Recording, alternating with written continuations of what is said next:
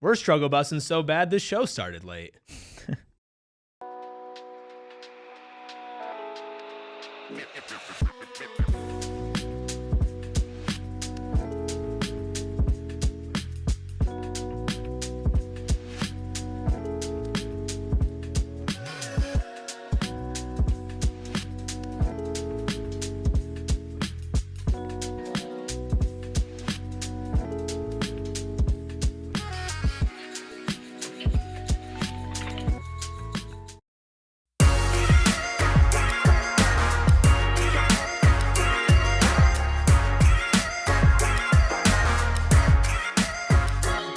Happy Monday and welcome into the PHNX Sun Devils show, of course, presented by Branded Bills. Make sure you head to brandedbills.com and use code BBPHNX for 15% off your first order. I'm Anthony Totri, that guy right there. That's the man who chases his own tail. That's Erik. Of course, we got the deli man behind the Mac making all of the magic happen. Do us a solid, hit that like button, hit the subscribe button, and drop a 5-star review wherever you get your podcasts. Before we actually get into football talk, okay, we have a new nickname for Erik, and it's Onion Boy, and I just wanted temperature check in the chat. Onion Boy. Where did Onion Boy stem from? I just said I'm peeling back the layers of this offense today. Okay, I'm here for it, man. I'm going to buckle up, and I'm going to let Rubens center his football freak Before we zone. get into football as well. His onion freak zone. Yeah, his onion freak zone. Do what you got to do, man. Before we get into football, Front zone. Really cool stuff happening over here at PHNX Sports. We're now introducing YouTube memberships. One of the biggest draws is that you get a little badge next to your name in the comment section, but also we're gonna start having custom emojis. Let's go. For every single team. So we'll have ASU custom emojis, Suns, Cardinals, Diamondbacks, everything. So we got that. We'll have some members exclusive content to go along with our diehard exclusive content. We have Candace Montoya in the chat, who is already a YouTube member. Shane, what's the pricing on the YouTube membership? $5 to get the emojis. So $5 to get the emojis, especially for people who just drop super chats. Yeah. Do that in place of one super chat. You get emojis for the rest of your time. That you can only use. A month. $5 a month. $5 a month. Yeah. $5. So it's for a super chat a month. The coolest thing about it is, so the emojis we currently have right now are, there's a flaming W for wins. There's a Phoenix emoji, which is fantastic. But my favorite one is the live emoji for Johnny, which everyone can start spamming. There's also an aligned emoji, and I've seen the ones that are dropping for ASU, and they're sweet. But if you have any requests, especially the diehards that have been here for a while, inside jokes, whatever you have, throw them in the chat. Parker's saying I'm as tall as an ogre, so Onion Boy works. I'm not that tall. Yeah, well, you claim to be 6'2", I don't think he called you tall. I think he said you were just tall as an ogre. I feel like an ogre is much taller than 6'1", 6'2" on a good day. No, I feel like ogres are 6'2". 6 minutes in, we're talking about the average size of an ogre. Not size, height. Height. My apologies. Come on, dude. Because he's not the size of an ogre. That's not ridiculous. yet. Get in there. Not yet. I'm here for you, man. Thanks, man. Zachary says no onion. Okay. No onion. Okay. So I feel like, okay. How do you feel, Rubens? I feel like we have a lot to unpack here. I want to know how you feel. I want to know a lot to unpack here. I think some people are confusing a couple of things. Okay. I think some people are confusing reactions to this team with giving up on this team. Huh? What are you referencing? I'm just referencing some of the response that I have gotten from our you're post-game referencing show. You freaking out. I'm referencing. I'm kidding. First of all, I'm referencing the fact that I think it's completely understandable and fair to not be thrilled with how this team has played football through 2 weeks. Correct. And I think it's understandable and fair to say that if they play football like they have over the last 2 weeks for the rest of the season, this is going to be a massively disappointing season. And it's also fair to say that they have a ton of room to continue to make up for it and get better. But all we've seen is 2 weeks of football, so I'm going to analyze 2 weeks of football, right? And I think some people are like, oh, you're giving up on the team. I'm not giving up on the team. They still very much could win 11 games this season. They still very much could win 10 games this season. They still very much have the talent level to go back-to-back as Big 12 champions, right? To go and make the college football playoffs again. They also sure as hell have the talent level to start the season off 2-0 and not have a relatively disappointing win against NAU and then lay a dud in the first half against Mississippi State and put yourself in a position to where a last-second touchdown from Blake Shapen puts you away to drop to 1-1 and out of the AP top 25. Like, it is not time to give up on this team. But if I told you 3 weeks ago that this team was doing what they were doing and the games looked like this, nobody would be thrilled with that. Everybody would say that would be concerning. while still holding space and holding room for the fact that things can improve. Like, there's got to be some middle ground of understanding here of just because you're wildly disappointed with how this team is playing and they have completely underachieved due to the expectations of being a top 10 team in the country does not mean that they can't get back there. Like, that's what I feel like people aren't understanding, is that you can react to the moment to how bad things looked, look at some of the good, and say, how do you build from that and how do you fix that? Yeah, I think the reaction part, I think, is fair to an extent. I think, again, we've all acknowledged that this team has supreme talent, right? And again, this team was the number 11 team in the country, then the number 12 team in the country, and then they are now, by the votes, the 26th team in the country, right? Which nobody gives you a thumbs up for being ranked outside of the AP top 25 where Arizona State is, but they did receive the most votes of any unranked team. People see the talent. People see the way that they played that second half against Mississippi State, which you take away a couple plays, literally a couple plays, and we're talking about a 2-0 football team here. Kenny Dillingham addressed it at his press conference this morning. We've got some sound that we'll get to from Coach a little bit later on as the show moves on. Definitely some interesting sound bites. But I think as it relates to the disappointment side of things, and this isn't just a you thing. I think there are a lot of fans that are on social media that are reacting in a very, very similar way, or even more so on one side, where it's like, okay, that's it.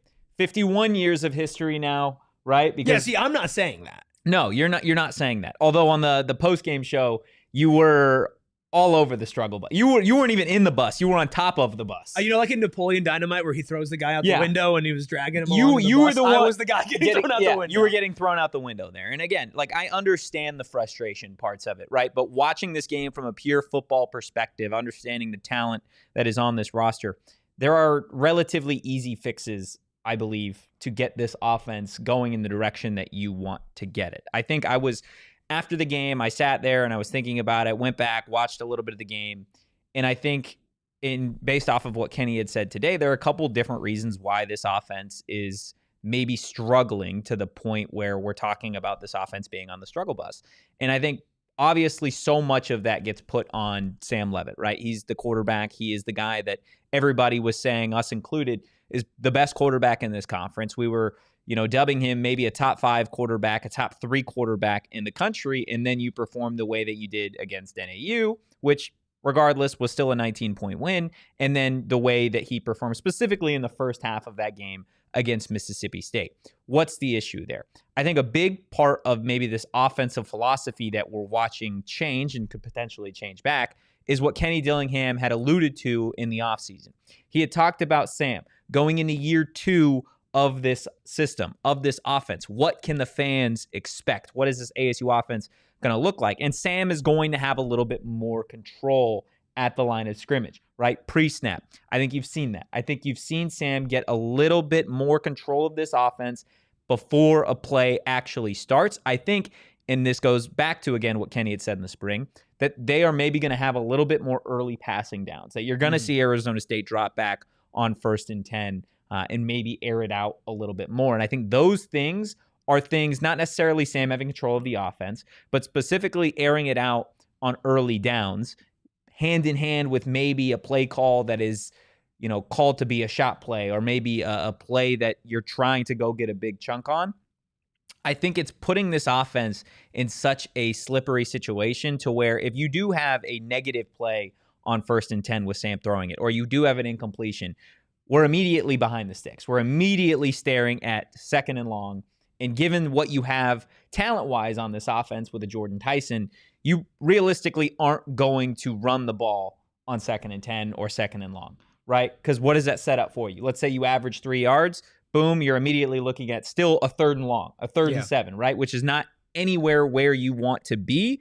With that said, if you are an elite quarterback with an elite wide receiver, that's the expectation, right? The expectation is we're going to throw it on 1st down. We are going to take our quarterback and wide receiver versus any offense, or versus any defense, in college football, which is what you've seen versus NAU, what you've seen against Mississippi State, with Sam throwing the ball, and this team overall just throwing the ball more than we're accustomed to seeing. But I think in the second half, you started to see a little bit of the recipe to fixing that, right? Arizona State ran, I believe, 14 straight run plays on that last drive of the game, right? And Kenny talked about it in his presser today, that if it wasn't for Raleek having such a good run, the plan at the end of that game is if Raleek gets a 12-yard run instead of a 25-yard run, they could still pick up another first down. They're just going to continue to milk the clock. They set up that entire last drive for it to be a field goal at the end of the game. Mississippi State doesn't get the ball back. They leave Starkville with a big win, right? Great second half, great comeback. Blake Shapen doesn't touch the ball with 10 minutes left in that game. It's obviously a different narrative. But we saw that this team can run the football effectively. I think against Texas State, you will see that. You will see Sam under center a little bit more. I think you will see Kanye Udoh a little bit more. You will see Raleek Brown. Kenny said Kyson Brown is probably out this week. Still need to evaluate some things as the week goes on, but you're probably looking at a heavy workload between Udoh, between Raleek, and then maybe opening up the offense to the play action a little bit more. Maybe take the shot plays, the chunk plays after that, because we saw what this team can do on the ground. It's not just Cameron Harpool as our blocking tight end, and we've returned a bunch of offensive linemen. It's Shaman is blocking out of his mind. Kamari, when is in there, is doing his job. Like, this team last year was so effective because they ran the ball on early downs. They got defenses stacking the box, were immediately forcing the opposing defense to play the run, which, I mean, you'll take it. You'll take that every day of the week. That's why Shaman can beat and win in one-on-ones. It's why Tyson could win in one-on-ones. It's why you go back to last year, Malik McLean won the opportunities that he was in there, Xavier Guillory, etc. Like, this team over the first 2 weeks of the year has been such a pass-heavy group, when in reality, I don't think that it needs to be such a drastic shift into the other direction, and I think you're going to see that corrected this week. Well, I hope so. And I mean, you have the talent level at running back to do that, even without Kyson, but including a Kyson Brown, obviously, and Sam with his legs as well. I think first and foremost, when you're looking at the offense against Mississippi State, I was not a fan of a lot of the play calling. Yeah. Right? Because I felt like there was no rhythm, even to the point where in the first half, it was, you were switching out running backs almost every single play, right? And it was like, you got to let some of these guys rock and just get a little momentum in there. I think that this team is still trying to figure out their identity, and I do think that that is okay. Yeah. Right. This team, I would hope, does not peak in weeks 1, 2, 3, 4. That being said, an unpeaked Arizona State, even on offense, should still be undefeated through non-con, given the expectations before. Given the expectations. And that's also the thing is, like, you know, if we want to judge this team on whether or not they could be a good team, that is a much different barrier than whether this can be a top 10 team in the country, right? If we want to judge Sam Leavitt, whether he could be a good quarterback or the best quarterback in the Big 12, those are different goalposts. And with Sam, I think there are multiple things that are true. I think A, due to the play calling, I don't think he's being put in the best position, but I also think B, he hasn't looked like that same confident Sam Leavitt that we know he can be. The ceiling for Sam Leavitt is astronomical. It's a literal top 5 pick. Yeah. Like, that is the ceiling for this kid. That is who we're talking about here, right? And there were multiple points in that game against Mississippi State where he was either like, what was that decision making, or why did you hesitate? Mm-hmm. Now, is that the environment, as multiple people who were there in Starkville were saying, hey, that's one of, if not the loudest games I've ever covered for Arizona State in my entire time being there, right? Is that the fact that you're still trying to figure out this offense where, yeah, you have Jordan Tyson, but I have some stats here that I'll show in a second where it's like, there's not really comfortability with any of these new or returning weapons outside of that. I don't even know if it's comfortability. I think it's just they're not getting other, like, it has so much less to do with Sam's comfort level, right? Because think about it. We've seen the majority of these guys in spring with Sam at practice every single morning for 2.5 hours. That's what we see. Then they go to meetings. Then they have their own time that they spend together. Sure. Then they go to film together. And then you have the entire summer that they're together. And then you have all of fall camp. Then you have all of Camp T. Then you have 2 weeks under your belt. Mind you, they're still practicing every day, having meetings, doing all these things. I don't think there's a level of comfort. I think there needs to be a bigger emphasis just getting other players involved. Sure. I think there is the tendency with Sam right now to lean on Jordan Tyson, which, again, is totally understandable when you do have a top 3 wide receiver in college football. But I think part of that now is you are going to have to peel the onion back, peel the layers back here of this offense and be like, okay, Jordan's great. Jordan can still go for 6 catches, 100 yards, and a touchdown in every game, but you do have to target other players. Jaron Hamilton, Jalen Moss, if and when he returns, Shaman Mateer, the running backs out of the backfield. etc. Malik McClain, your guy. Like, you have all of these weapons. It's not so much a comfort level. It's more so, I think, just an emphasis on, hey, let's go get these other weapons involved. And the only thing that's going to do is it's going to give those players an opportunity to really build their own confidence. But it's also going to open things up for Jordan Tyson, open things up for Sam. Like, there's, again, such an emphasis on focusing on JT that as it stands right now, nobody else defensive. Like, if you're a defense, why are you guarding anybody else? No, I mean, you can't. I have some numbers and some stats with that. I think we continue this conversation and more, but we got to do it right after our first break.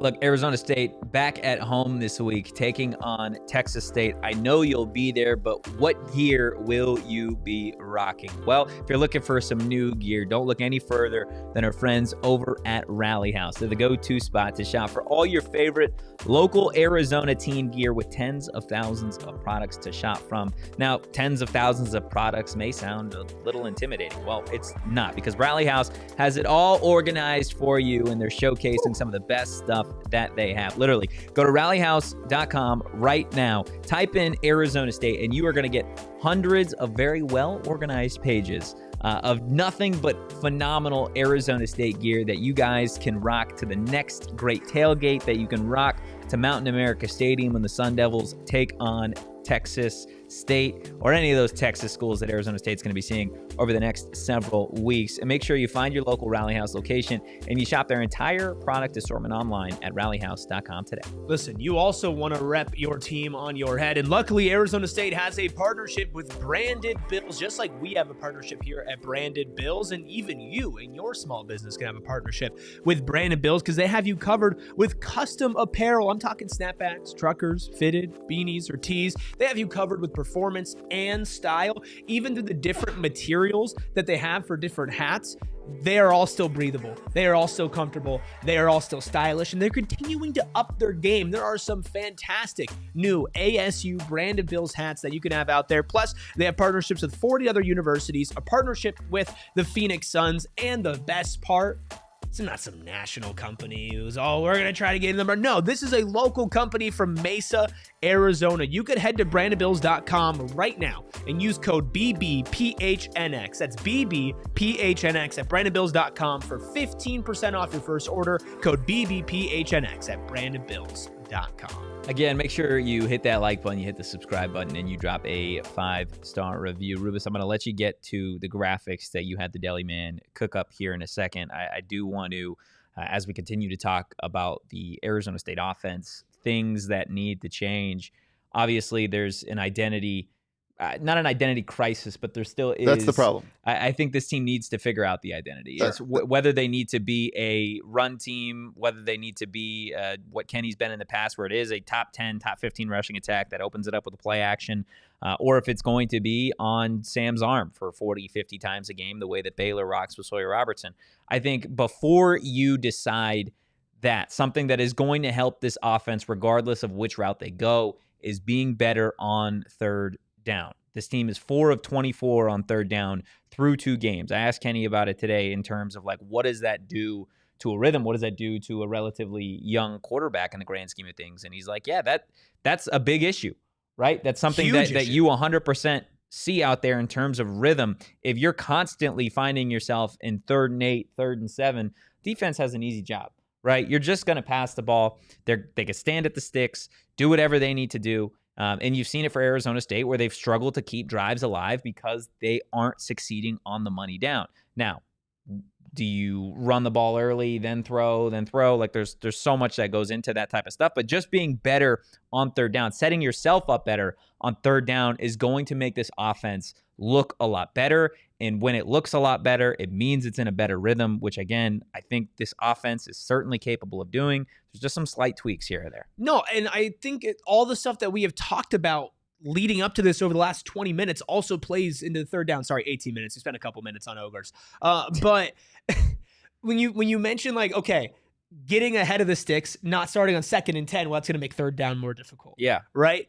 Getting all your other weapons involved. If it is 3rd and 5 and a defense doesn't know where you're going to go, and you have these options, then you're going to get better in that. If the play calling is better, and I know we talk about comfort level with Sam, and the only reason why I say comfort level isn't necessarily because I'm trying to knock Sam Leavitt. It's more that we saw a guy, that play against NAU where he just lobs it up to Jordan Tyson after just getting rushed, and it's one of the best touchdown grabs we've seen in the last couple of years, right? Like, there's an instinct and a talent with this guy that when he's on it and he's making his first and second read like that and making a decision, it's like, this dude's one of the best in the country. You look against Mississippi State, there were a lot of problems beyond Sam Leavitt. There were a couple of times where either he overthrew somebody or he hesitated, and at that point, like, the play was out of rhythm and he missed on his throw.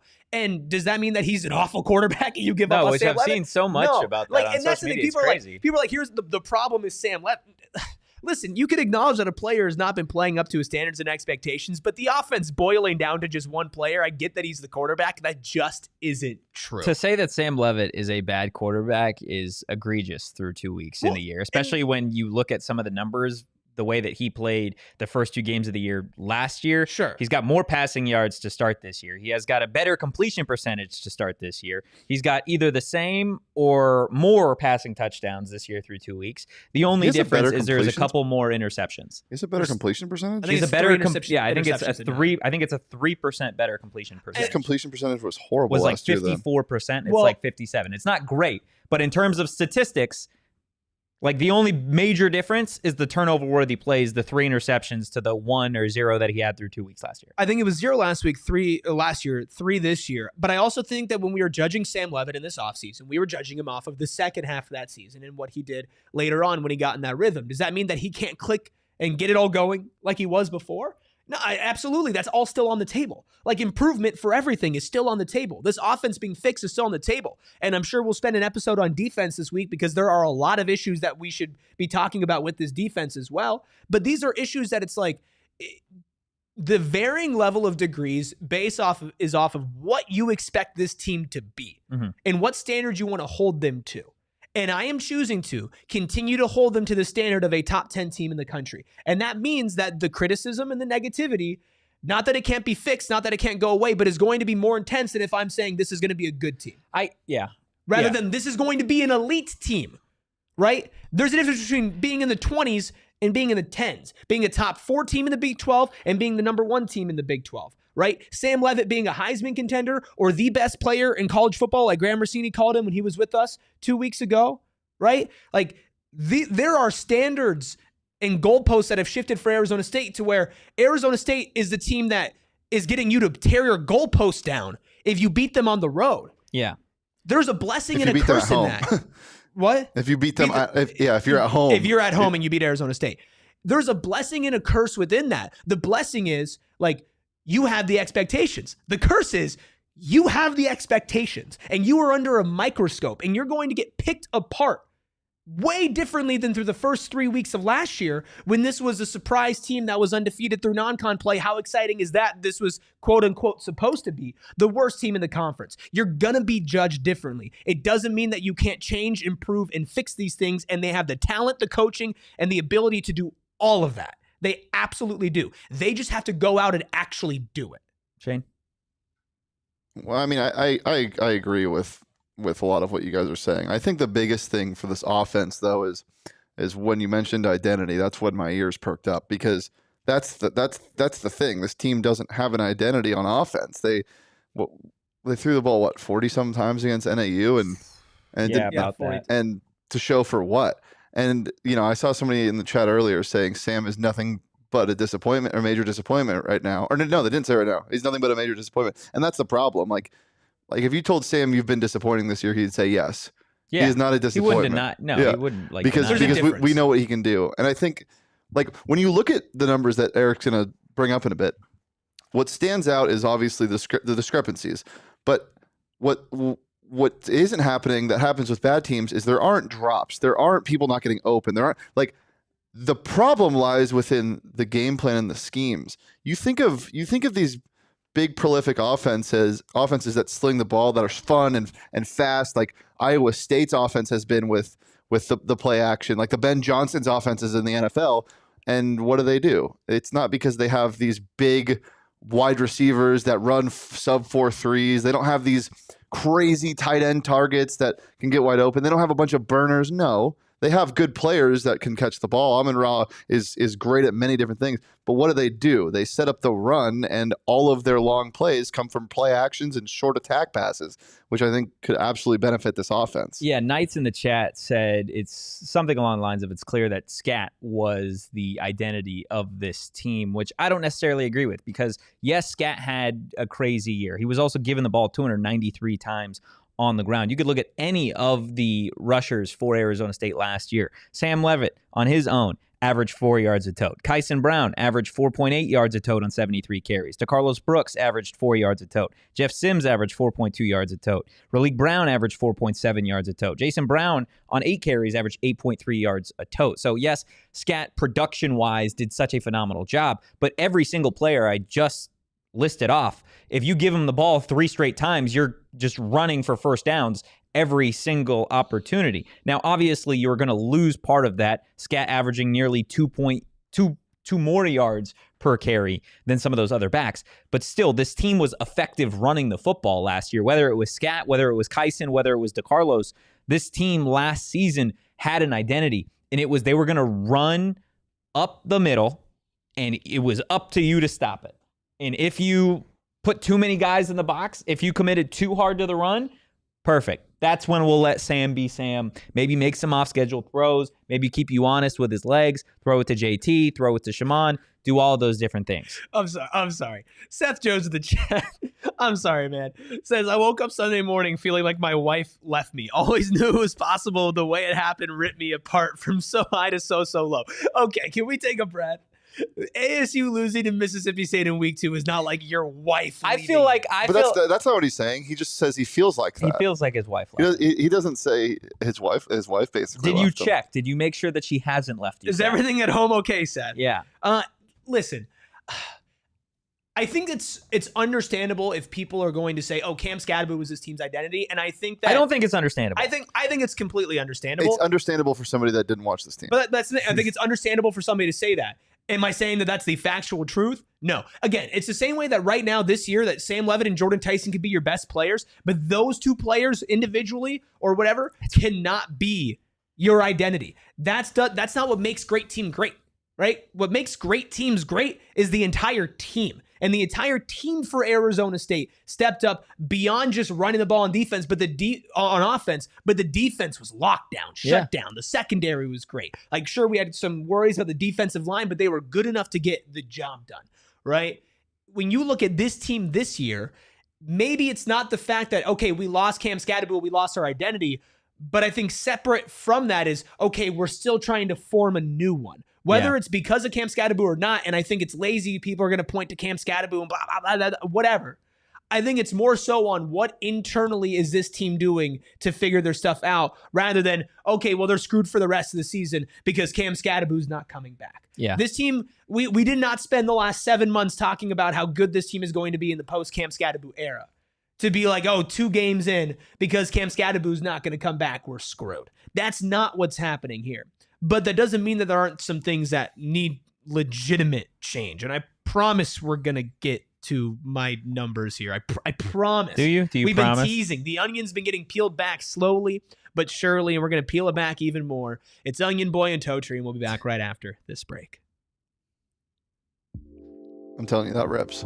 I don't know what Onion Boy did this weekend, but I posted up on the couch with some pure edibles, and I watched a ton of NFL football. I'll tell you what, that Ravens-Bills game last night, you're a little high for that one. That one looked like maybe the best sporting event that I have ever seen. Rivals the UFC fight nights that you have with Pure Edibles. Guys, Pure gummies, they're not covered in sugar like all of their competitors, but that doesn't mean they don't taste like candy. Pure is a full-fledged candy company offering gummies, kicks, which are their version of Starburst chews, soft candies like caramel, and then hard candies as well. They got anything that you're possibly looking for. If you're like me and you're trying to enjoy Sunday football on a really, really high, well, then you can try their uplifting gummies. Or if you're somebody that maybe has some troubles falling asleep, well, they got sleep support gummies as well. Make sure you go find yourself some Pure Edibles products from one of the over 130 dispensaries across Arizona. Listen, Desert Financial Credit Union wants to give you $200. Wow.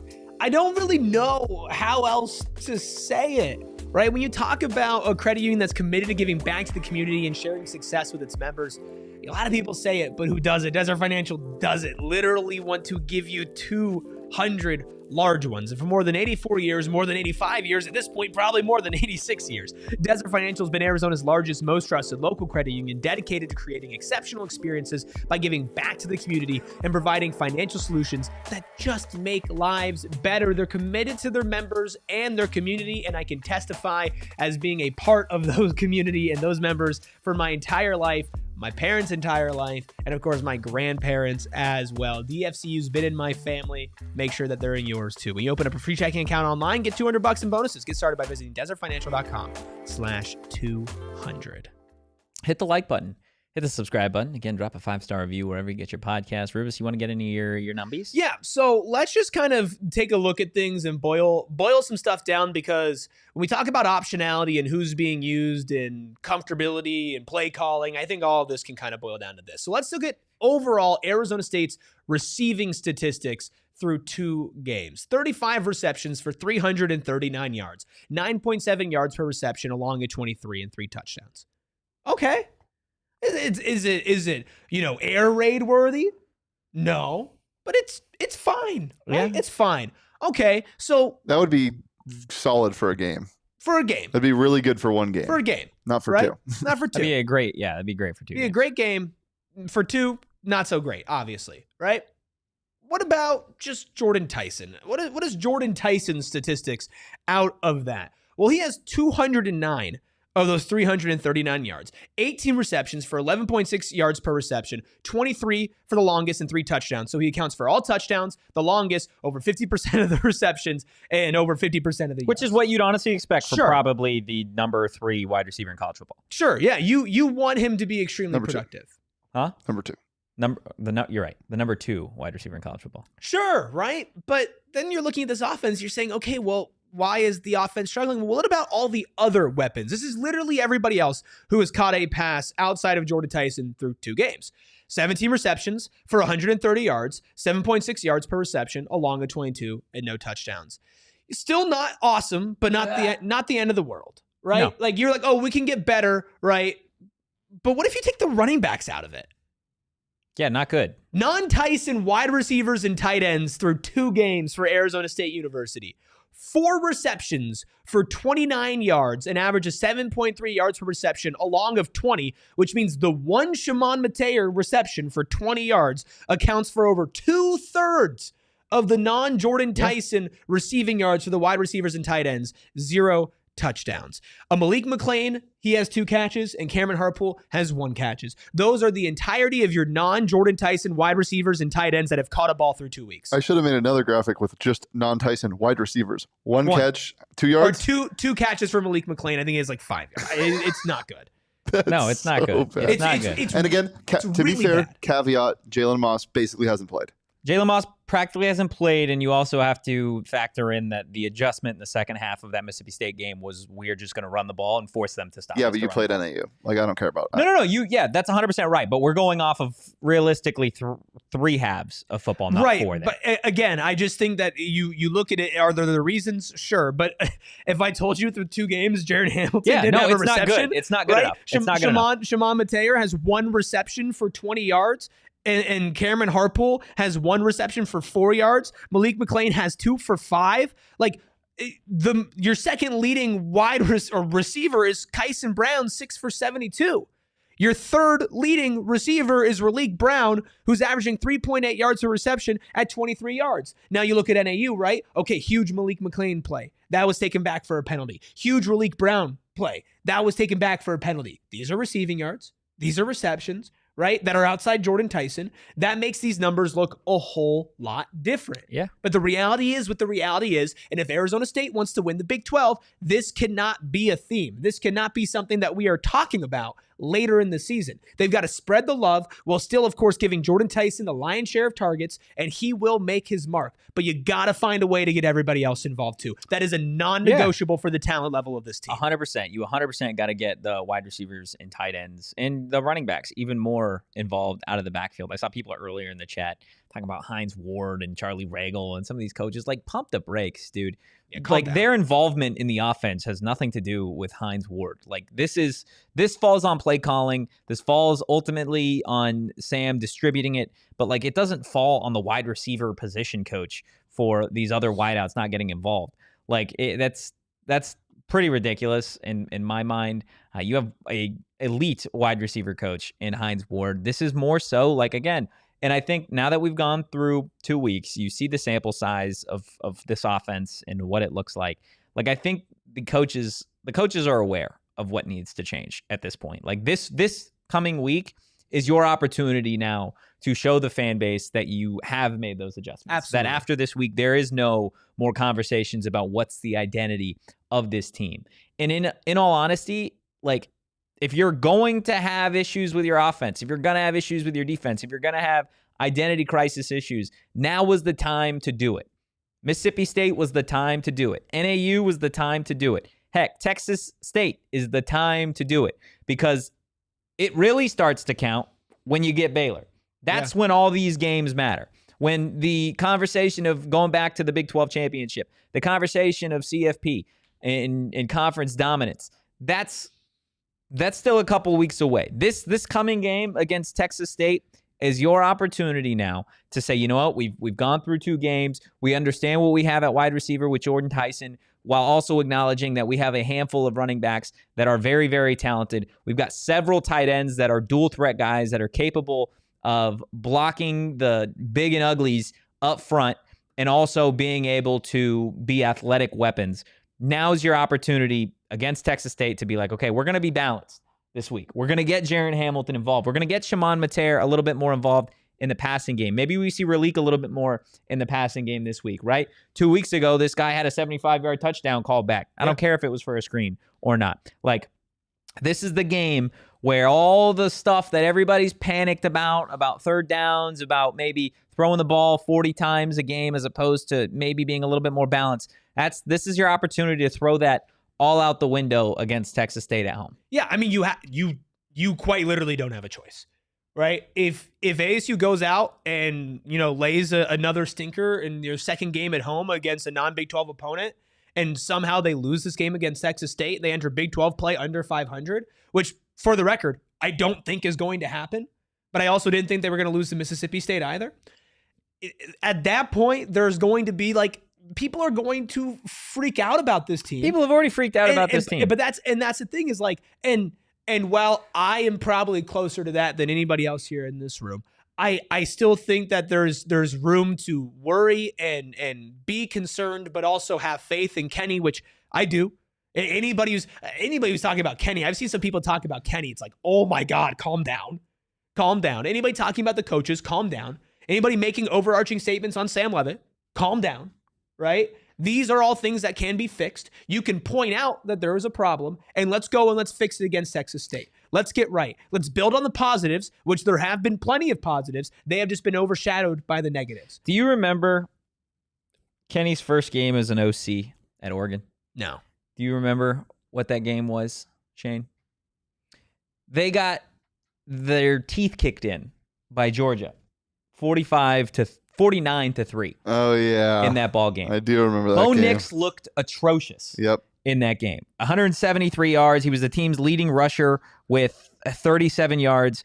It was... I actually... You know how bad that game was? I admitted I was wrong about Bo Nix. He was 21 of 37 with 2 INTs. No passing touchdowns, right? Oregon didn't score a touchdown in that game. I was Dr. Nix. Yeah. And I admitted I was wrong after one game. I understand that the level of opponent is different there. Sure. Georgia But versus... there was panic. There was 100% panic, right? Where it's like, they were the number 11 team in the country, by the way, the Oregon Ducks at that time when they fell to Georgia. And I get it's Mississippi State versus Georgia. I understand they're not on the same playing field. But what I'm saying is you go through the rest of what the Oregon Ducks did that year. They scored 70 points the following week. Then they went on a 6 or 7 game stretch after the 70-point game where they scored 40-plus points in every single one of those games. It's about adjustments. Absolutely. Right? It's about setting your quarterback up to be successful. Kenny acknowledged today, so far, they haven't set him up to be successful. They have not set him up to be in a rhythm. They're acknowledging that, right? Sure. Which, again, you go back to what that Oregon game was, and the sky was falling for the Ducks. Hey, we can't compete with the cream of the crop. All it takes is a couple adjustments here or there. You have your quarterback. You know that. There are a number of teams, even in the top 25 right now, that do not have a good enough quarterback to get you to the college football playoff, that do not have a quarterback good enough of winning you a conference. We have seen Sam do it. It's about the coaches now putting Sam in the right position to be successful early on in games and in crucial moments on third down so that he can get into a rhythm and the offense can work around him. Right now, Sam has played hero ball the first 2 weeks of the season, which he has not had to do. Part of that, I think, is the position that he has been put in by the coaches thus far. I think you're going to see that hero ball get played back a little bit. They're going to put Sam in an opportunity and in positions to make the easy throws, to make the easy reads.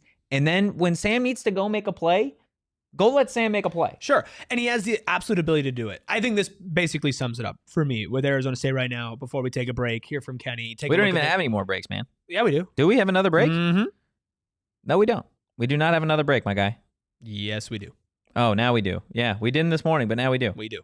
It's okay. That promo code for that first ad break kind of got you going, huh? Zenleaf. But here is basically what I think needs to be said, and then we can hear from Kenny, and we can continue to break it down this week. It's less about what Arizona State has the ability to do. It's now about doing it. Yeah. Right? We can sit here, and we have sat here and talked about these hypotheticals for Arizona State to do this, do that, do this. It is time for action. It is time for it to be fixed. It is time for them to shut me up and to shut every doubter up. Even though I wouldn't put myself in the doubter category, I would put myself in the reacting category. But it's you are very reactionary. I'm a fan. It is time to go out there and to prove that these are not just hypotheticals of you could do this. Yeah. It's time to do it. It's time to put your money where your mouth is. It's time to buck the slow start. It's time to fix the problems and look like the best team in the Big 12, which can still be on the table for them. You're not going to earn it all back after this week, but this is one step forward, and you need to take that step without any hesitation or doubt going forward. I 100% agree with you. Look, we do have some sound from Kenny Dillingham. Of course, following that loss to Mississippi State, we're going to get to that. We're going to get to those new jerseys that dropped today as well on the other side of our final break. Listen, man, whether you're forgetting ad breaks or relaxing and watching sports, you kind of want to have a little extra. Here's the ad read. 50% off for weed. Boom. Zenleaf dispensaries. Boom. 50. Would you? Hey guys, do you want 50% off of weed? Hey, fellow kids, would you like some weed? Would you like some weed? Would you like 50% off that weed? Because you can get it at Zenleaf with promo code ZENPHNX with locations all across the valley, Chandler, Gilbert, North Phoenix, and more. It's easy to swing by before kickoff or order online for express pickup, post-workout, or post whatever you need to do right now. You can head to the website linked in the description below or visit any of their 8 Valley locations to find your Zen. And once again, get 50% off of weed. For a limited time only, use promo code ZENPHNX for 50% off a one-time purchase. Zenleaf, great weed, great service, every time, 50% off weed. ZenPHNX. Look, that's the best part about all of our partners here at PHNX is they are doing the most to try and help you guys save money every single day. And it's no different with our friends over at Circle K, who are trying to help you save money every single day with their free membership program, Inner Circle. Super easy to actually get enrolled and signed up for this membership. That's not going to cost you anything. It's free. Go to the App Store, download the app. Once you're in, enter your email and phone number, and that's it. You are officially a part of the Inner Circle. And the next time you pull up to a Circle K location, you pull up to the pump, you're going to type in your digits, and boom, you're going to save 25 cents per gallon on your first 5 fill-ups. The savings don't stop there. You guys can save 3 cents per gallon every single day after that. But the rewards just they're not just for gas. You guys can go in to a ton of Circle K locations. You could save on the snacks that they have, on the drinks, and so much more. Of course, the moral of this story is join Inner Circle for free by downloading the Circle K app today. Terms and conditions apply at participating locations. Visit CircleK.com for details. Can I say one thing? You could say one thing. I need them more so than anything to get this on the right track. 'Cause I'm so sick of the U of A victory lap. I'm so sick of the U of A victory lap. No, I'm not sick of it. Yeah, I'm already sick This of is it. what they do. I know. I'm already. But here's sick the of it, thing dude. you have now though. You won the Big 12 last year. Not just No, that. I know. Not just that. Last time I checked, we got this thing called the Territorial Cup that we snatched from y'all, planted a pitchfork at the 50-yard line. Y'all couldn't do nothing about it. Congrats on your Weber State victory. You're still not going to do nothing about it this year, or the year after that, or the year after that, or the year after that. Didn't just plant the pitchfork; they killed them. They destroyed them. Yeah. No, and I not that I think there's no chance U of A is a better football team than ASU. No. Year. But what I'm saying is I'm just so sick of my timeline being like, oh, we told you. Like, shut You got to think of it. up. You got to think of it like almost like a toddler, right? Like a toddler gets a new toy and they want to show you, right? They pull on your pant leg and they're like, "Oh my, look," and they're just kind of annoying about Yeah. it, right? That's the U of A fan base. They're just pulling on your leg. They're showing you, "Hey, we got a new toy." Which, in all honesty, kid, you beat Weber State. They're gonna lose. It's a pretty crappy They're gonna lose toy. to Kansas State, who's not good this year, and then it's all gonna. It's fine. Like I really don't mind them. I just sometimes you gotta let kids be kids, and that's what we do sometimes in this chat. We let. I just need it to end. I'm tired of it. It's fine. already. It's gonna be fine. It's gonna be good. Shane, are we good on the Dilly sound? Yeah. Okay. He's yes, thinking. He's thinking. What else? I had. Never mind. I don't know. I thought I'd. Brain. Yeah, it's fart gone. there. It's gone. Sorry, guys. It's all good. Look, well, there are a ton of fans, obviously, on social media. People were talking, maybe Rubus was leaning this way as well, about the panic button. About, is it time to panic on this Arizona State football team? Kenny was asked at his presser today about the conversations, the whole, are we panicking yet? And he actually had a pretty interesting answer. I'd say I have the exact same conversations after if we make one more play and win, and if we make one less play and lose. I think overreacting is one of the reasons why teams that are really, really good can go on downward spirals. And I think that's the nature of sport. The nature of sport is it's results driven externally. So sometimes you can get lost in the external result of, is it in the W column or the loss column? And if you're too drastic, because one play was wrong, you do so many things differently. Well, that is a recipe for failure down the road. What we're trying to do is say, okay, like every week, what do we do good? What do we do bad? How do we be better? I never leave a game.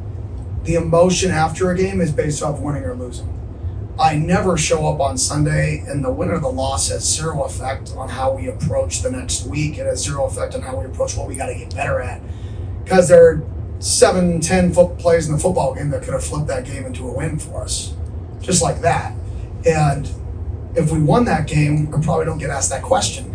So the key is to not get distracted by those things of the external wins and losses and stay focused on the little things that could have flipped it. So I'd say the exact same that we normally have. The guys, obviously it's a bad taste in your mouth, so we got to flush that. You can't let Mississippi State beat you twice. You can't let one game affect the next, right? So you got to flush that. That's why he's the head coach, and I'm a fan, and that's how I want That's why I want the head coach to react. It's the right way for the head coach to react, right? But if you also don't think that internally that dude is not thrilled with how the team has started, like how could you be, right? You watch him during the games, like he looks mad, right? I'm going to sit up here and I'm going to be upset about it, right? But I'm focusing on Texas State. So I guess the I'm ready question for is, Texas where State.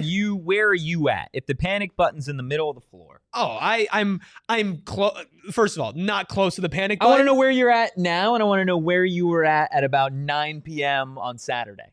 I would say I'm in the same space. I'm just expressing it differently. Okay. I would say, am I close to the panic button? No. And I recorded a solo trending pod that's going to go out tomorrow morning on YouTube and on audio about How he's engineered the panic button. about the dichotomy of this, where it's like, I'm a lot closer to it than I thought I was going to be at the start of the season. Mm-hmm. I am still nowhere close to it, if that makes sense. Can we talk about why like these comments from Oso and like it doesn't really make sense. I saw this on They Twitter want Kenny too. to like flip a table. I know they want to see a sense of urgency. Well, first fact, objective fact, it is week 2. There's no need for an absolute sense of urgency right now. The second thing is this team, sure, they had a horrible first half of football and their starting quarterback played bad, but they had a good second half. Yeah. Like there was a good second half in a bad environment. What he said was exactly what I was echoing on, or he was echoing me basically because he definitely listened to our show. Sure. Exactly what I said right after the game. If you win this game, the reaction would be wildly different when in reality snaps are played and you judge them on the snaps. And so when he's talking about Sundays and how he approaches that, he's looking at the game as a whole. He doesn't look at the win or the loss because, as we said, you were one game away from winning one play away from winning the game. Yeah. That doesn't change. The frustration doesn't lie on whether or not they won or lost the game. The frustration with Kenny lies in the fact that they didn't play their best brand of football. They didn't play up to their own standard of playing football. It has less to do with the winning and the losing of it. So there are little things here or there that they can fix and adjust to play their best brand of football, which in turn will result in them winning games. The fan, obviously, side of it is I'm pissed because we lost the football game. But it's the same thing against NAU. It's why you won the game against NAU, but you know they didn't play their best. That's why it's like, we're winning. Why are people reacting like this? But Kenny was more pissed off about that game because they didn't play well. Yeah. Like he was upset after they won that game. He was definitely clearly more upset after the NAU game. He feels, just based off of like the reaction, it felt like he thinks that they played a better brand of football against Mississippi State than they did against NAU, which I think objectively is true. They played a much better team in week 2. They played in a much more difficult environment at Mississippi State. Absolutely. They played a better team, and ultimately they shut out an SEC team on the road in the second half minus the go-ahead touchdown at the end, and they scored 17 points and pretty much dominated the fourth quarter. Sure, yeah, but you also still shouldn't have been in a position where you go in and you're thanking God for a field goal at the end of the first half because you couldn't get the offense going. It's also and maybe, I don't know, this is just, I think, where you and I differ, and I'd love to get Shane's thoughts on this, is I feel like you are so much more wrapped in the entirety of it, of the expectations of the standard of this, and football is so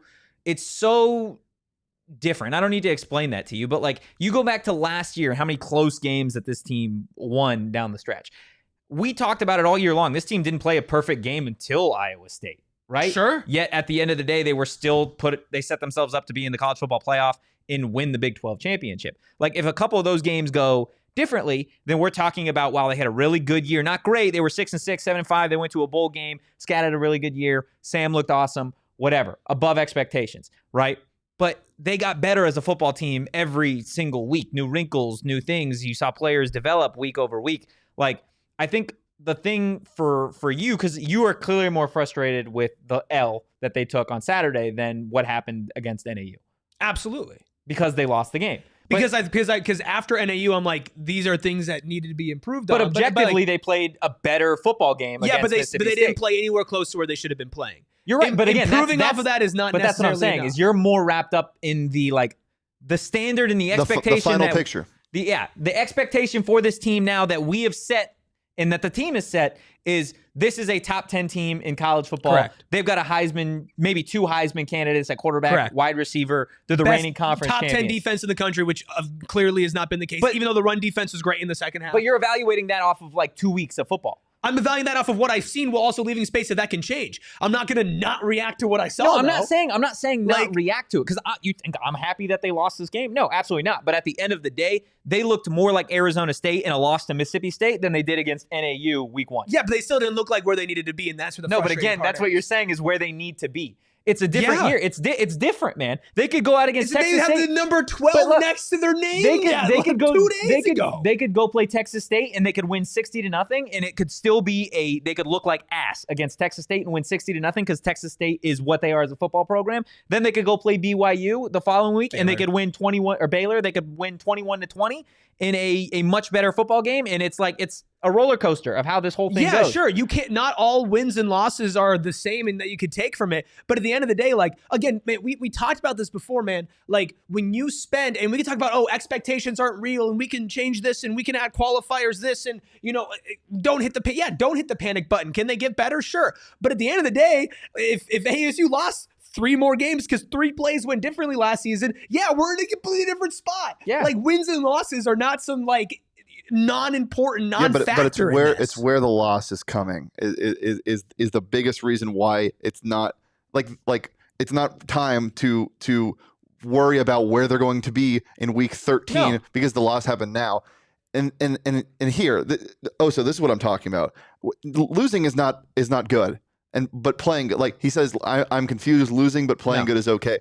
Here's what I'll say, and this is the last time I'll address this. Let's say my happiness and my expectation of this team is on a number scale, 1 to 10. Let's say after this game, I'm at a 3 of where I am, how happy I am with the team's performance so far. Because of the loss? No, it's because of the game. They win that game, they get that stop, I'm still at a 3. I'm going to be at a 3 regardless because I'm looking at the game as a whole. If this was a game to decide that if they could get into the Big 12 championship or not, then the scale is completely different. But right now, it's not affecting that. I'm looking at how they're playing. Losing is not okay. You're going to look back at this game, and it might have a huge impact on whether or not you even make the college football playoff. 100%. Yeah. You should not be happy with the fact that you lost the game. But we're talking about evaluating the team. It is a Monday in September. I'm evaluating this team as a whole right now. My confidence level in this team would have been the same if they lost or won that exact same game. Yeah. And we can get to another soundbite, and I do want to wrap up this quick conversation between you and I, Rubus, as we enter overtime here on the PHNX Sun Devil Show. Of course, if you're watching on TV, the party always continues at gophnx.com. The last thing that I'll say about this, Rubus, and again, I'm not like saying you're right or wrong for how I think there's different ways to look at it. I think we all agree on what's happening. I think we're all in the same place, but we feel different ways about it. We do. And I think that's part of being a fan, right? Everybody feels differently about what they've seen through the first 2 weeks of the season. I think for me, and I think we touched on this lightly on Saturday because we didn't really want to discuss it because they ultimately lost the game. But like, they win that game. I'm sitting up here acknowledging, yes, can they look better? But at the end of the day, they went into an SEC team's house down 17-0, getting punched in the mouth with a raucous crowd, and they completely neutralized that Mississippi State had, like, at all in the second half. So much so that the fourth quarter, 10 minutes left, they controlled that football game, right? That's what I'm saying. It's like at the end of that game, if they win, I'm saying, wow. Yes, are there some little things to correct here or there? Absolutely. But this team now has an identity. They showed you, hey, we can win another close game in an SEC environment, whatever. I think even if they win that game, your focus is up here saying they should have never been in that position in the first place. That's where I think the difference is for you and me, is like, no matter what, if Arizona State would have won that game, you would have still been pissed off because they started off down 17-0. I mean, I would be like, the win is going to soften the blow because, like we mentioned this so many times last year, we talk about, great teams find ways to win those games. And I'm not saying this can't be a great team, but they haven't played like 1 through 2 weeks. I think I'm a little confused as to, like, when you say that we're in different places, and I agree. And I get what you guys are saying, and I'm not saying necessarily that you guys are wrong. No one's right, no one's wrong here. I guess I'm confused how we can sit here on Friday and Saturday early afternoon for our pregame show and talk about how Arizona State has an advantage in every single position room, how Arizona State's going to win by 20 to 25 plus points, how Arizona State's going to blow out NAU and Mississippi State and should be going out of non-con 3-0, how Arizona State should be ranked top 10 by the time they're playing Baylor in week 4, how Arizona State should be a certified best team in the conference and dominant for the entire season, how we can sit here and then we can look at a team and be like, oh, yeah, they can get there in a little bit where we expected because they returned all but one starter, the most starters in college football, for them not to look like this. Like, I guess I'm a little bit more confused as to why y'all don't share the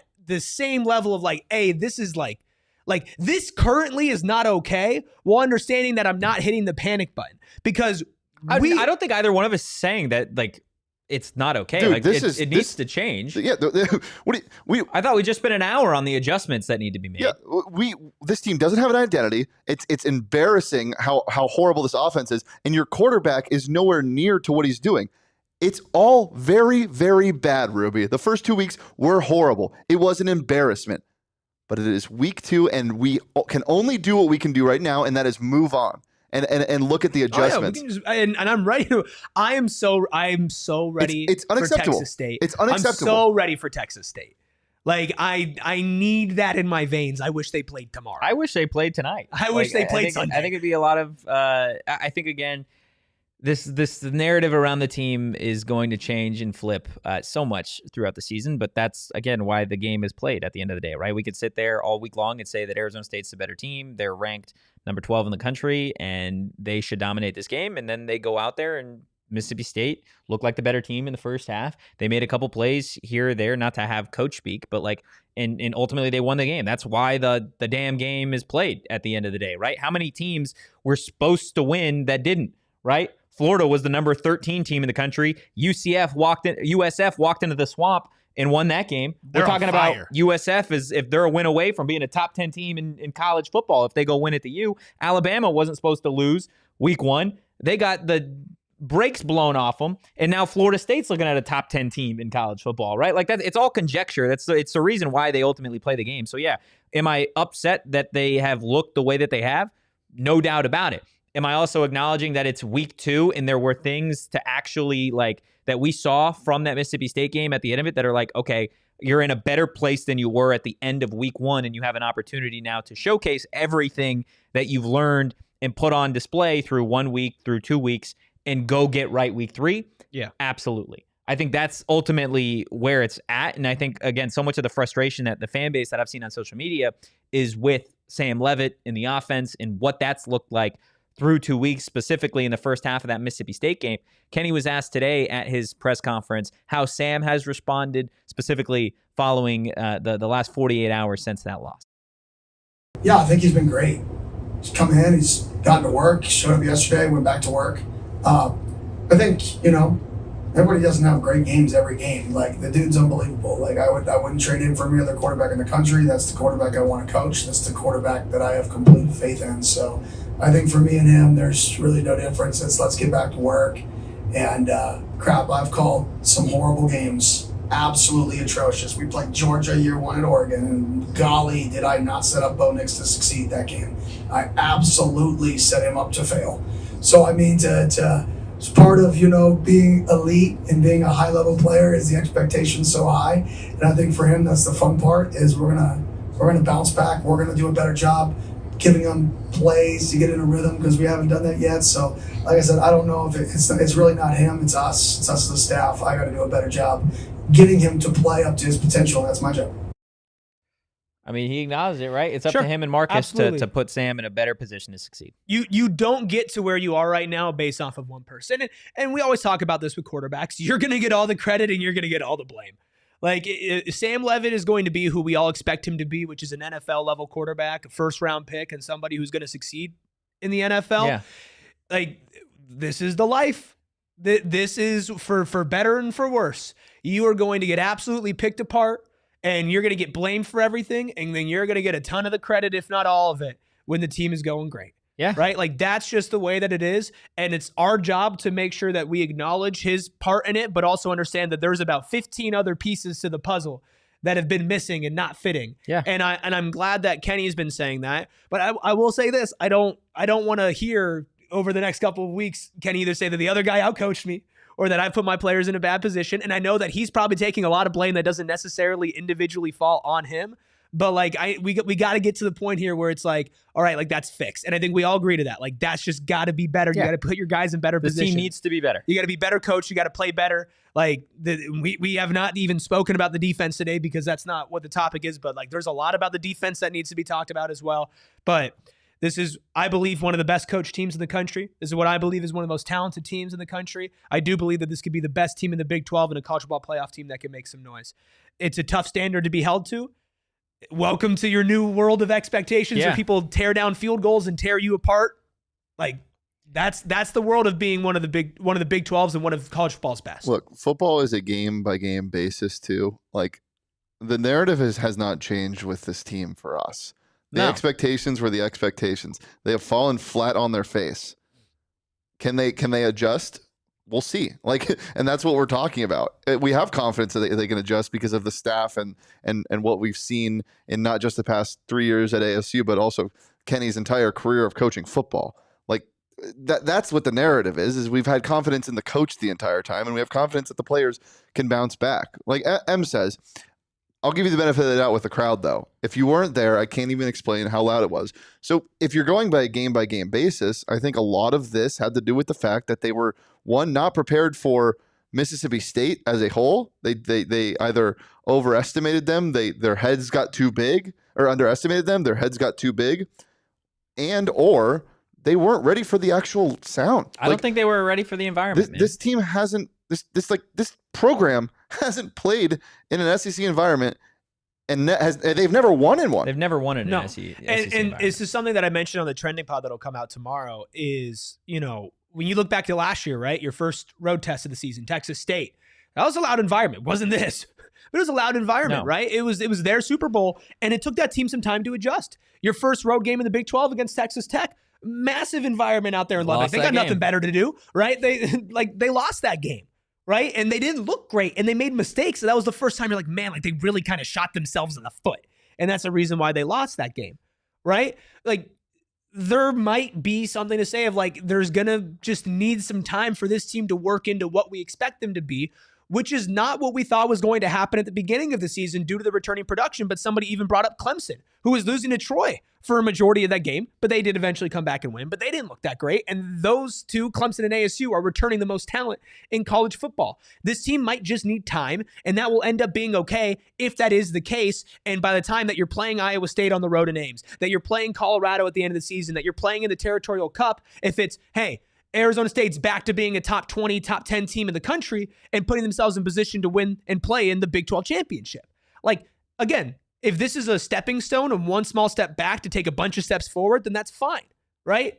We don't know what's going to happen. We can just assume, but what we've assumed so far has been wrong. So it's just we need them to go out there against Texas State and put that down to the side. We don't need it. I need it. They need it. I need it. They need to go out there and show themselves that, hey, we're still the team that everybody thinks we are. We are still the team that we think we are. And they need to go defend Mountain America Stadium because they haven't lost a game at home in over a year at this point. Continue to be a team that defends home field no matter what is going on with you on the road. And then after that, when you are sitting here, knock on wood, hopefully 2-1, then you're going to have your test. Then you go to Waco and you're going to say, okay, is this team capable of going back to back in this conference? That's going to be the game that ultimately I think you are going to learn the most about Arizona State. This is going to be a week where you need to see those adjustments in action, regardless of the outcome of the first 2 weeks of the season. I think we can all agree that Arizona State is in a much better place than it was several years ago, regardless of the result of that loss to Mississippi State. So much so that you had an SEC crowd. I mean, again, mark it as pretty much their Super Bowl. One of the craziest environments in college football. Game. And they opted to storm the field after that game. And Arizona State players, coaches sitting on the field a little bit after that on their way out, taking that in, soaking that in, because you don't want it to happen again, especially considering ASU, that fan base stormed the field so many times last season with some big wins. But Kenny was asked today, is that almost a sign of respect? What does that say about where the program is at? And I think Kenny had a really solid answer on it. That's a great sign. I mean, it's a great sign. I don't think people would have rushed the field, 2.5 years ago when we got here for beating Arizona State. Now we're week 2. We're on the road in the SEC. We battle back. We take the lead. It's going to be the biggest comeback in Arizona State with this team. We're back, baby. One play. Oh, they're not back. Oh, you can't fall into the game. You can't listen to that. You have to be focused on what happened in the game. What matters is the game, not you want the result. That's the emotion, but you can't be lost in that. So what I mean by that is it's pretty cool. You don't ever want that. It means you lost. But it shows the respect that people have for our football team. We're going to get everybody's best game every week. We're going to be in a ton of close games. Last year in those 7 points or less games in the regular season, we were 5-0. Right now we're 0-1. Okay, we've got to flip the narrative. We got to win the close games again, and we're one play away from it. And people are saying, "Oh, you guys are elite in close games." Well, now we suck in close games, right? That's the nature of the beast. You've got to weather the storm, not listen to outside noise, and go get better at what you get better at. Yeah, I mean he's right. I think that there are some people who are seeing Kenny smile and they're like, why isn't he strangling a reporter? Yeah. Like and whatever, man. I get it. I think he's right. It is, in the grand scheme of things, if this season ends up being what we expect it to be and then to get back on track, that this is like a little blip on the radar, and okay, we're that good. We're that good to the point that a team rushes the field when they beat Arizona State. Can anybody tell me legitimately, and I'm not setting up a question here, like I know the answer, when is the last time somebody stormed the field for beating Arizona State? I have no idea, to be honest with you. I have zero. Genuinely. I don't know. I know we've had great teams, but like, when is the last time that you were on the road, a team beat you, and they decided to rush the field? If anybody knows, please let me know. Because, yeah, overall, 100-foot view of this program, it's in the right direction. Kenny Dillingham's not going anywhere. He's the right guy for the job. We're going to be okay. Yeah, you win the game, you're probably the number 14 team in the country. Yeah. I don't know. I don't know if you move. You might not. If you move, you're not out of the top 15. You're still absolutely not. You're not in the top 15. Because Clemson played a horrible game against Troy. And did they move? They dropped maybe one spot? Maybe? Like, yeah. Somebody said that it bothered him that he was smirking and smiling. It's like,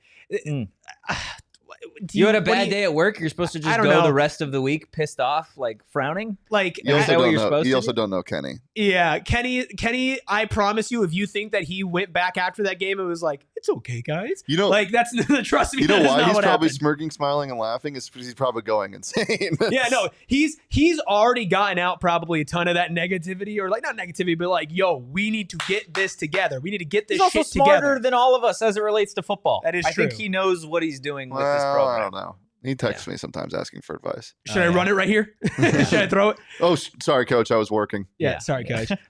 Before cutting it short. Before we get out of here, unless we have more to talk about, we got to acknowledge the sexy uniforms. Yeah, they're great. I mean, oh my God. They're beautiful, man. Oh my God. Absolutely beautiful. Graham Rossini, of course, teased them right here a couple weeks ago. You are getting some phenomenal like alternate uniforms here that they're going to rock one time. The gloves. In October. I think it is a fair guess to assume that you'll see these at home when Texas Tech comes to town. Happens to be the game that they are going to recognize that 1975 team. It feels like the perfect opportunity to roll these out at Mount America Stadium. Oh, they're so sexy. They are. Like, these are so clean. How do we feel about the blank helmet? I love the blank helmet. You like the blank helmet? I love the blank helmet. You know what I love the most? The patch. The patch is dude, the patch. It is and you so see the good. gloves? Yeah. Oh, it's elite, the man. gloves are so great. It is absolutely the way elite. the pitchfork feeds into the. Oh my God, it's so good. So nice. It's so good. We need one. Can we get one for here, please? Sorry, I literally can't help myself. I have to go back to football for a second. Somebody asked about why didn't they just do that the whole first half about running? It's called a game plan. And then somebody else asked why they got out coached the first half. It's called a game plan. Yeah. They had a bad game plan. They got beat. And then at halftime, they look like a different team. Why? Because they made adjustments, and it's called a game plan. Yeah. So 1,000%. And somebody asked, do you think Kenny rips into the players? I don't want to see him smiling, but yada yada yada. Yeah. Yeah. We've been at practices before. If you think he is just smiling all the time when he's talking to his players after all, no. Yeah. Do you want a Mike Gundy moment? No. Like, come on. Right. If Kenny, you know what would happen if where that reminds me, man, you owe me money. Yeah, you know what would happen if Kenny got out there and was like super angry and mad. Wow, Kenny Dillingham is crashing out after a loss to Mississippi State. Wow, he's lost control of the locker room. Wow, Arizona State in shambles after week 2. You can't win. I'd rather have him do that. Everybody just take a breath. It's going to be fine. It's going to be okay. My nose is plugged up. I can't breathe. You hear that? I do hear that. Sounds it's like tough. You need some nasal spray, man. I do. You got anything else before we get out of here? No. No, we're good. Everybody's good. You don't have time to call your coach and like have a 40-minute phone call with your coach in the box about the offensive game plan. You can change plays.